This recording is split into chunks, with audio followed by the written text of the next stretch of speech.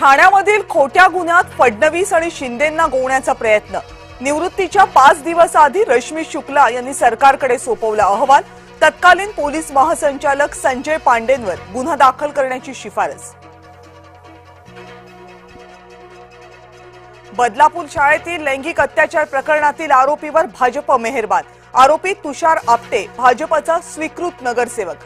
शाळेत 4 वर्षांच्या मुलीवर झाला होता अत्याचार। पुण्यामध्ये राष्ट्रवादीच्या संयुक्त जाहीरनाम्यात आश्वासनांची खैरात। पुणेकरांना मोफत मेट्रो आणि बस प्रवासाचं आश्वासन। कामांची अष्टसूत्री जाहीर। मुख्यमंत्री देवेंद्र फडणवीसांच्या प्रचाराचा झंझावात। आज मुंबई, सोलापूर आणि बीडमध्ये प्रचार। मनपा प्रचाराचे शेवटचे 4 दिवस। आज अजित पवारांचा पुण्यामध्ये रोड शो। मुंबई महाराष्ट्राची नाही। भाजपचे तामिळनाडूमधील नेते अण्णामलाईने तोडले अकलेचे तारे। अण्णामलाईवर गुन्हा दाखल करा आणि अटक करा, संजय राऊतांची मागणी। आज सुप्रिया सुळेंचा कळवा मुंब्रा दौरा। राष्ट्रवादीच्या कार्यकर्त्यांना देणार बळ। नाशिक नंतर आज संभाजीनगरमध्ये उद्धव ठाकरेंची तोफ धडाडणार। सभेपूर्वी रोड शो ही होणार।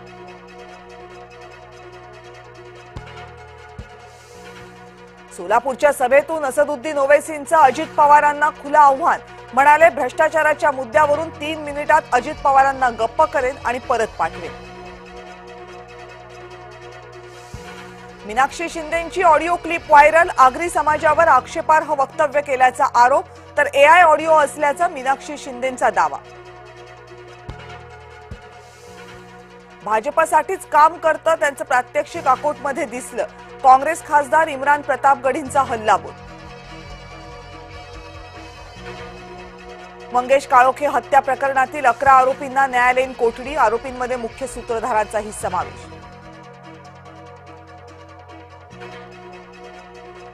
12वी परीक्षेची ऑनलाईन प्रवेशपत्र 12 जानेवारीपासून। एचएससी बोर्डाची माहिती। पश्चिम रेल्वेच्या आज 250हून अधिक लोकल रद्द। 6व्या मार्गिकेच्या कामासाठी लोकलवर गंडांतर। राजस्थानच्या जयपूरमध्ये हिट अँड रन केस। भरधाव कारनं तब्बल 18 जणांना चिरडलं, एकाचा मृत्यू।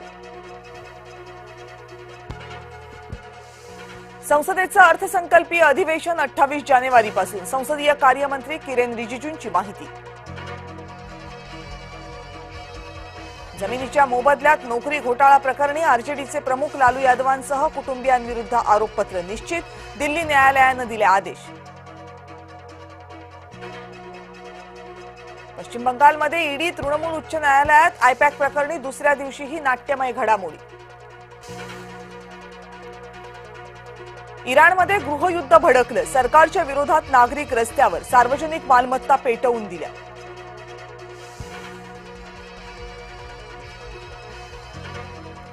व्यापार करारावरून संपर्कवाद। मोदींनी ट्रम्प यांच्याशी संपर्क साधला नाही असा अमेरिकेचा दावा। भारतानं दावा फेटाळला।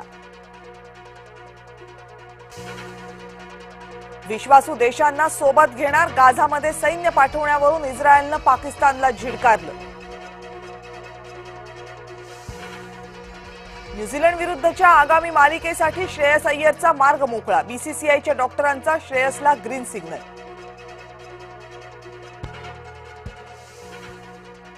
WPL मध्ये आज डबल हेडर। पहिला सामना यूपी आणि गुजरातमध्ये, तर दुसऱ्या सामन्यात मुंबई समोर दिल्लीचं आव्हान।